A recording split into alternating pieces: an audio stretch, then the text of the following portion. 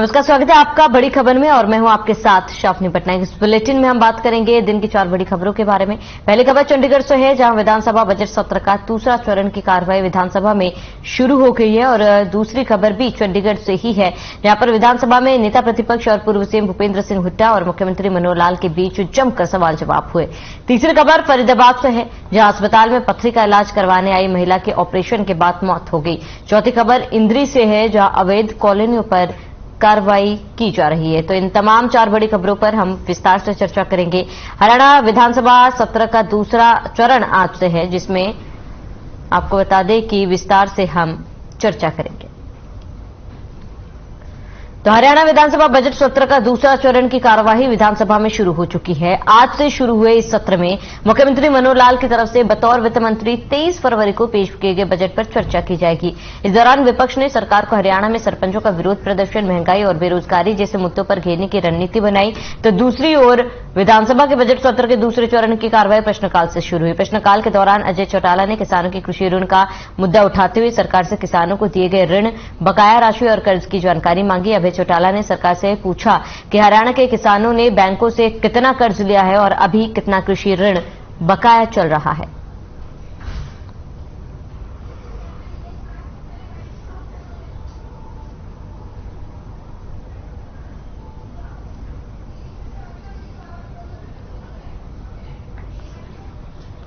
वही बीजेपी प्रवक्ता विधु रावल हमारे साथ जुड़ चुके हैं। विधु जी, स्वागत करूंगी आपका, क्योंकि बजट सत्र के दूसरे चरण की आज शुरुआत हो चुकी है। कार्रवाई में आज क्या कुछ खास रहा, क्योंकि विपक्ष की तरफ से भी घेरने की आज कोशिश की गई थी। श्रावणी जी नमस्कार। हर खबर हरियाणा के जो दर्शक हैं उनको भी नमस्ते। देखिए, सदन की कार्रवाई आज जब शुरू हुई तो पहला घंटा जो है प्रश्नकाल का रहता है, जिसमें अनेक विधायकों ने अपने क्षेत्र से संबंधित और पूरे हरियाणा से संबंधित जो समस्याएं हैं उनको उनका संज्ञान लेते हुए उन पर प्रश्न पूछे और उनका जो है मंत्रीगण ने उत्तर किया। उसके बाद एक के बाद एक मुद्दे जिन पर चर्चा हुई। वैसे तो क्योंकि ये बजट सत्र का ही दूसरा भाग है जो आज से शुरू हुआ, तो ये सिटिंग जो है ये इसी बारे में है कि किस प्रकार से एक के बाद एक समितियों ने आपस में चर्चा की। पूरी इस एक महीने बजट के विभिन्न प्रावधानों पर चर्चा की जो विधानसभा की समितियां थी, और उन समितियों में जिस प्रकार के सुधारात्मक कोई सुझाव आए हैं तो उसको भी इनकॉर्पोरेट करने की बात थी। उस पर भी धीरे धीरे चर्चा हो रही है। साथ साथ 1-2 गतिरोध का भी विषय थे, जिस पर विपक्ष के साथियों ने जो गतिरोध करने का प्रयास किया। और इसके अलावा 1-2 जो यूजुअल सस्पेक्ट्स हैं जो आमतौर पर ही सदन की कार्रवाई को अन्य गैर जरूरी विषयों पर बाधित रखते हैं, ऐसे भी 1-2 जो है प्रकरण हुए। लेकिन कुल मिलाकर बिजनेस चल रहा है। प्रस्ताव लेकर आया गया किस प्रकार विधेयिका के कार्य क्षेत्र में न्यायपालिका हस्तक्षेप करने का प्रयास कर रही थी, उसको प्रस्ताव को पारित करवाया गया और उसको वो एक बड़ी नाज़ीर बनने वाला है हरियाणा के लेजिस्लेटिव जो इतिहास है उसके लिए। तो कुल मिलाकर एक अच्छा फ्रूटफुल दिन चल रहा है। इसी पर कार्रवाई जो है सदन की चल रही है। जी बिल्कुल। विधु जी, लौटूंगे आपके पास। केवल ढींगरा कांग्रेस प्रवक्ता हमारे साथ जुड़ चुके हैं। केवल जी, आपका रुख करूंगी, क्योंकि देखिए सत्र का दूसरे चरण की शुरुआत आज से हो चुकी है और ऐसे में प्रश्नकाल से सत्र की शुरुआत हुई थी। विपक्ष द्वारा तमाम सवाल किए गए। क्या लगता है, क्या सरकार की तरफ से जो जवाब दिए गए हैं, क्या विपक्ष संतुष्ट है? क्वेश्चन पूछे जा रहे थे विधानसभा के अंदर, उसमें सरकार उत्तर देने से भाग रही थी। और ये सिचुएशन एक जगह पे नहीं थी, ये तो लगातार सवाल पूछ रहे थे, उसमें ही एमएलओ के जवाब जो है ये दे नहीं पा रहे थे। और इससे क्या हुआ कि प्रश्नकाल तो हुआ, शून्यकाल भी पड़ा। इसके अंदर कोई जवाब नहीं मिल पाया ठीक ढंग से, जो होना चाहिए था। आज सरपंच जो है ई टेंडरिंग के मुद्दे पे जब बात हुई तो तब भी कोई जवाब नहीं मिला। और सड़कों में खड्डे और खड्डों में सड़क हर ठीक है। केवल जी, आपकी आवाज नहीं आ रही, इसको ठीक करा रहे हैं। हम लौटेंगे आपके पास। विधु रावल जी लगातार हमारे साथ बने हुए हैं। विधु जी, आपका रुख करूंगी, क्योंकि करीब 5 ऐसे प्रस्ताव है जो सरकार की तरफ से पास भी किए गए हैं। कहने कि इसका लाभ तो जनता को आने वाले समय में जरूर मिलेगा। निश्चित तौर पर विधानसभा की जो कार्रवाई चल रही है उसमें जिस प्रकार के प्रस्तावों को पारित करवाया गया है, निश्चित तौर पर हरियाणा के जन जन से जुड़े हुए प्रस्ताव हैं, जिसको तुरंत का तुरंत लाभ और कुछ का दीर्घकालिक लाभ जो है, कुछ का तात्कालिक और कुछ का दीर्घकालिक लाभ जो है हरियाणा की जनता को मिलने वाला है। और वैसे भी विधेयिका का काम भी अनेक विधेयकों को पारित करवाना होता है ताकि जनता के जीवन को सुगम किया जाए, उनके जीवन में खुशियां लेकर आई जाए, उनके जीवन को सरल किया जाए और उसके अंदर किस प्रकार से maximum governance and minimum government के जो कंसेप्ट के साथ मोदी जी का दिए हुए इस मंत्र के साथ हरियाणा की भारतीय जनता पार्टी की सरकार चल रही है। निश्चित तौर पर इन सभी प्रस्तावों का लाभ रहेगा और जैसे मैंने बताया कि एक बड़ा महत्वपूर्ण प्रस्ताव जो है ये भी पारित किया गया, जिस प्रकार से गैर जरूरी हस्तक्षेप करने का प्रयास न्यायपालिका द्वारा विधेयिका के काम में, लेजिस्लेटिव काम में जो है करने का प्रयास किया गया, उसको लेकर भी एक प्रस्ताव पारित किया जो आगे एक नाजिर बन जाएगा, जो एक परंपरा बन जाएगी। और इसको देखते हुए हमने बहुत सारी जो पुरानी जजमेंट्स है उनको कोट कर इस प्रस्ताव को रखा है, इस प्रस्ताव को पारित करवा लिया गया। बिल्कुल विधु जी, क्योंकि देखिए हरियाणा सरकार द्वारा बजट पेश किया और ऐसे में बजट पर भी इस सत्र में जो दूसरा चरण है उस पर चर्चा की जाएगी। ऐसे में जो बजट पेश किया गया है वो जनता के लिए कितना लाभकारी है और इसके साथ ही क्योंकि विपक्ष द्वारा भी इस बार जो बजट है उसको लेकर विरोध कहीं ना कहीं किया जा रहा है, ऐसे में आपका क्या कहना है इस पर? देखिए सभी वर्गों के हित के लिए बहुत सुंदर एक बजट बनाया गया जिसमें किसी प्रकार का कोई अतिरिक्त बोझ जो है जनता पर नहीं डाला गया, कोई कर नहीं बढ़ाया गया और इसके बाद भी विकास की अनेक परियोजनाएं जो है इसमें शुरू की गई। विपक्ष की जहां तक बात है तो विपक्ष का मिसप्लेस्ड है विरोध, हर प्रकार से गैर जरूरी है, खासतौर पर तब जब हम सुधार की कोई प्रस्ताव मांगते हैं तो कोई इनके पास है नहीं सुधार देने के लिए। केवल निंदा के लिए निंदा करना अच्छा नहीं होता, ये बात समझनी चाहिए और हमने खुले तौर पर इस बात को उजागर किया कि इस प्रकार से विपक्षी हमारे जो साथी हैं उनको भी विधानसभा की समितियों में शामिल करके उनको पूरा अवसर दिया कि बताइए आप किस प्रकार का सुधार चाहते हैं और हम उन सुधारों को करने के लिए तैयार हैं, लेकिन फिर कोई सुझाव आया नहीं। तो निश्चित तौर पर ये केवल प्रपोज करते हैं just for the sake of opposition, ये केवल विरोध करने के लिए करते हैं और जनता को स्क्रीन का जो चेहरा है हमने आकर उजागर कर दिया। जी ठीक है विधु जी, लौटूंगे आपके पास। केवल डिंगरा कांग्रेस प्रवक्ता हमारे साथ जुड़ चुके हैं। केवल जी आपका बहुत बहुत स्वागत है। सत्र के दूसरे चरण की शुरुआत हो चुकी है और ऐसे में प्रश्नकाल से शुरू हुआ है आज का सत्र। सरकार के जवाब से क्या विपक्ष संतुष्ट है? नहीं, देखिए जिस तरह से कर्जा बढ़ रहा है 60,000 करोड़ से 9 साल के अंदर कर्जा बढ़कर 3.5 लाख करोड़ हो गया है और जिस तरीके से कोई काम नहीं हो पा रहा है, सड़कों में गड्ढा और गड्ढे में सड़क है, प्रश्नकाल हुआ उसके अंदर कोई सवाल का जवाब नहीं मिला, शून्य काल में कोई जवाब नहीं मिल पा रहा, जो सवाल पूछ रहे हैं भागने का काम करते हैं और कुछ सवालों के तो ये भी चर्चा का विषय आया कि उसके ऊपर से जो सवाल था उसको गोलमोल करने का प्रयास किया और इस तरीके से ऐसा सिस्टम कभी देखा नहीं कि चर्चा से भागते हुए मंत्री और चर्चा से भागते हुए लोग दिख रहे हैं वहां पे। ये बुरी हालात जो प्रदेश की करी है, जिस तरीके से प्रदेश के अंदर आज सभी लोग, सभी वर्ग सड़कों के ऊपर बैठे हैं, चाहे वो सरपंच हो, चाहे वो कॉन्ट्रैक्चुअल कर्मचारी हो, चाहे आंगनवाड़ी हो, चाहे किसान हो, किसी मुद्दे पे भी सरकार ने कोई जवाब नहीं दिया। सरकार सारे मुद्दों से भाग रही है। ये जो प्रवक्ता आते हैं इनको तो सिर्फ चिकनी चुपड़ी बात करनी है और कुछ नहीं करना। असल में तो विधानसभा की कार्रवाई के बीच में जाके देखें, सवाल इतने सारे लगते हैं, उनको सवालों को रोकने का काम ये लोग करते हैं। और जब तक आप सुनना नहीं चाहेंगे, जब तक आप लोगों की बात नहीं मानना चाहेंगे, किस तरीके से हाल किया प्रदेश का, ये आपको सभी को देखना चाहिए कि इस समय प्रदेश की दुर्गति जो इस 8.5 साल की सरकार ने की है। आप देखिए हमारे जो प्रदेश की अमाउंट जो है, जब हुड्डा साहब की सरकार थी तो 14 गुना इंक्रीज हुई थी, ये 4.5 गुना मात्र इंक्रीज कर पाए और कर्जा जो है इतना बढ़ा दिया, इंफ्रास्ट्रक्चर कोई बना नहीं। हमारे प्रदेश की बहुत बुरी हालत कर दी इन्होंने और फिर भी चिकनी चुपड़ी बातें करते हैं। मुझे समझ नहीं आ रहा कि क्या हो रहा है। जी बिल्कुल, केवल जी लौटेंगे आपके पास। विधु जी, केवल जी को सुना आपने, क्या आप जवाब देना चाहेंगे?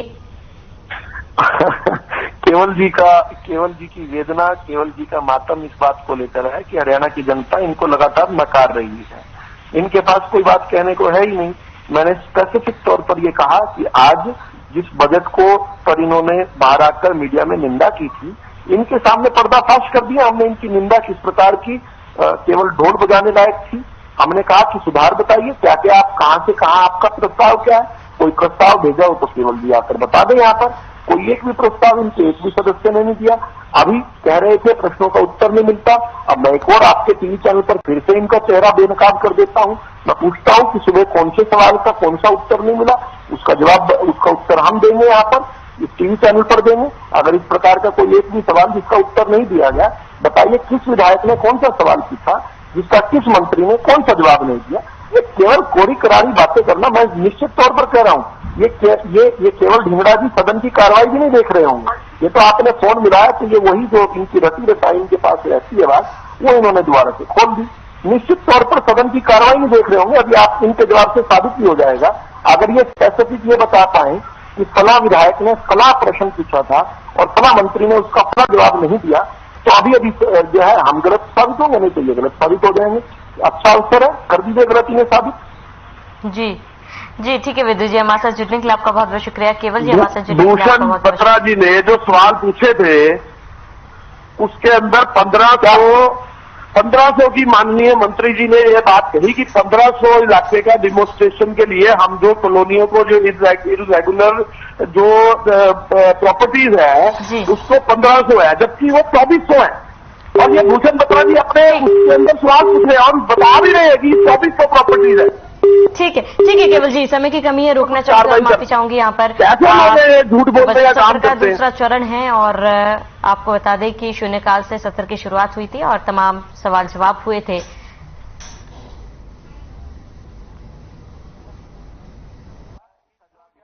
माननीय सदस्यगण, अब माननीय मुख्यमंत्री जी शोक प्रस्ताव रखें। अध्यक्ष महोदय, इस सत्र के बीच के अंतराल में जो महानुभाव हमें छोड़कर चले गए, मैं उनके निधन पर शोक प्रस्ताव पढ़ रहा हूं। शोक प्रस्ताव संख्या 1। यह सदन हरियाणा विधानसभा के भूतपूर्व सदस्य श्री भूपेंद्र चौधरी के 7 मार्च 2023 को हुए दुखद निधन पर गहरा शोक प्रकट करता है। उनका जन्म 1 मई 1949 को हुआ। वे वर्ष 2005 में हरियाणा विधानसभा के सदस्य चुने गए। वे समाज के गरीब एवं कमजोर वर्ग के लोगों के कल्याण एवं उत्थान के लिए सदैव समर्पित रहे। उनके निधन से राज्य एक योग्य विधायक की सेवाओं से वंचित हो गया है। ये सदन दिवंगत के शोक संतप्त परिवार के सदस्यों के प्रति अपनी हार्दिक संवेदना प्रकट करता है। शोक प्रस्ताव 2। ये सदन प्रसिद्ध अभिनेता श्री सतीश कौशिक के 9 मार्च 2023 को हुए दुखद निधन पर गहरा शोक प्रकट करता है। उनका जन्म 13 अप्रैल 1956 को महेंद्रगढ़ जिले में हुआ। वे अभिनेता, निर्देशक, निर्माता, हास्य अभिनेता और पटकथा लेखक थे। वे हरियाणा फिल्म प्रमोशन बोर्ड के चेयरमैन भी थे। फिल्म जगत में अतुलनीय योगदान के लिए उन्हें अनेक पुरस्कारों से अलंकृत किया गया था। उनके निधन से देश एक सुप्रसिद्ध अभिनेता की सेवाओं से वंचित हो गया है। ये सदन दिवंगत के शोक संतप्त परिवार के सदस्यों के प्रति अपनी हार्दिक संवेदना प्रकट करता है। शोक प्रस्ताव संख्या 3। ये सदन प्रदेश के उन वीर सैनिकों को अपना अश्रुपूर्ण नमन करता है जिन्होंने मातृभूमि की एकता और अखंडता की रक्षा के लिए अदम्य साहस का परिचय देते हुए अपने प्राण न्यौछावर कर दिए। इन वीर सैनिकों के नाम इस प्रकार हैं: सुबेदार राजेश कुमार, गांव लक्ष्मणपुरा, जिला भिवानी। लीडिंग सीमैन अमित चौरान, गांव बेरला, जिला चरखी दादरी। नायक सतीश कुमार, गांव जमावड़ी, जिला हिसार। नायक योगेश, गांव महराणा, जिला झज्जर। सिपाही अशोक कुमार, गांव ढाणी जाजमा, जिला महेंद्रगढ़। सिपाही अजय कुमार, गांव गहली, जिला कुमार। गांव किला जफरगढ़, जिला जींद। ये सदन इन वीरों की शहादत पर शत शत नमन करता है और शोक संतप्त परिवार के सदस्यों के प्रति अपनी हार्दिक संवेदना प्रकट करता है। शोक प्रस्ताव संख्या 4। सांसद श्री रमेश चंद्र कौशिक के ससुर श्री ओम प्रकाश कौशिक, सांसद श्री कार्तिकेय शर्मा के बुआ सास श्रीमती कुसुम शर्मा तथा विधायक सीमा त्रिखा की माताजी श्रीमती निर्मल मल्होत्रा के दुखद निधन पर गहरा शोक प्रकट करता है। ये सदन दिवंगतों के शोक संतप्त परिवारों के सदस्यों के प्रति अपनी हार्दिक संवेदना प्रकट करता है। माननीय सदस्यगण, माननीय मुख्यमंत्री जी ने इस सदन में जो शोक प्रस्ताव रखे हैं और उन पर विभिन्न दलों के सदस्यों ने जो अपनी संवेदना प्रकट की है, मैं भी उनकी भावनाओं के साथ जोड़ता हूं और अपनी तरफ से शोक व्यक्त करता हूं और परमपिता परमात्मा से प्रार्थना करता हूं कि वह उन सभी दिवंगत आत्माओं को अपने चरणों में स्थान दे। मैं इस सदन की भावनाओं को सभी शोक संतप्त परिवारों के पास पहुंचा दूंगा। अब मैं सभी माननीय सदस्यों से विनती करूंगा कि उन महान आत्माओं की कुछ समय के लिए मौन धारण करें। NHAI उसको डेवलप करी है BUP को, मगर हमने NHAI के रीजनल ऑफिसर से भी आग्रह किया है कि 31 मार्च से पहले एक तरफ की ड्रेन और जो रोड है वो कंप्लीट हो चुकी है, जो दूसरे तरफ का हिस्सा है जो दिल्ली से चंडीगढ़ आते हैं उस साइड के जो ड्रेन और रोड है उसको 31 मार्च से पहले गवर्नमेंट ऑफ इंडिया का आश्वासन आया कि वो कंप्लीट। पानी का जो रुकना अगर कहीं सिद्ध होता है उस पर जरूर विचार करेंगे कि पानी फ्लो जो है नहीं रुकना चाहिए। उसकी एक बार जांच करा लेंगे कि पानी स्मूथ चलता रहे और डिमांड गांव वालों की भी हमको माननी होगी। और पुल जो है ये बात ठीक है कि तो विधानसभा बजट सत्र के दूसरे चरण की कार्यवाही विधानसभा में शुरू हो गई है। वहीं सत्र के दौरान पूर्व सीएम हुड्डा और मुख्यमंत्री मनोहर लाल के बीच जमकर सवाल जवाब हुए। जहां नेता प्रतिपक्ष भूपेंद्र सिंह हुड्डा बोले, पर्सनल दिक्कत क्या होती है। जवाब में मुख्यमंत्री ने कहा कि बोले, मेरे पास विधायक के खिलाफ मौखिक शिकायत लिखित में आई तो बताऊंगा। यही नहीं, नेता प्रतिपक्ष हुड्डा ने अवैध रूप से बने हुए बिल्डिंगों पर एक्शन को सरकार से सवाल पूछा, जिस पर सीएम ने कहा कि कानून के हिसाब से सब काम हो रहा है।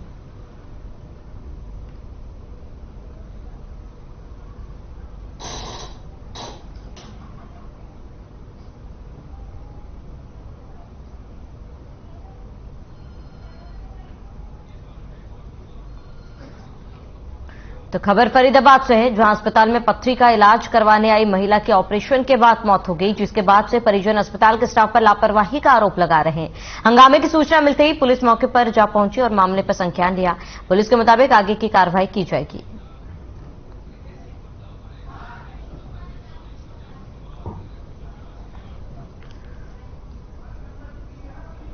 ज्यादा जानकारी के लिए संवाददाता मोनू पंचवाल हमारे साथ लाइव जुड़ चुके हैं। मोनू, आपका रुख करूंगी, इस पूरे मामले पर फिलहाल क्या कुछ तमाम जानकारी है आपके पास?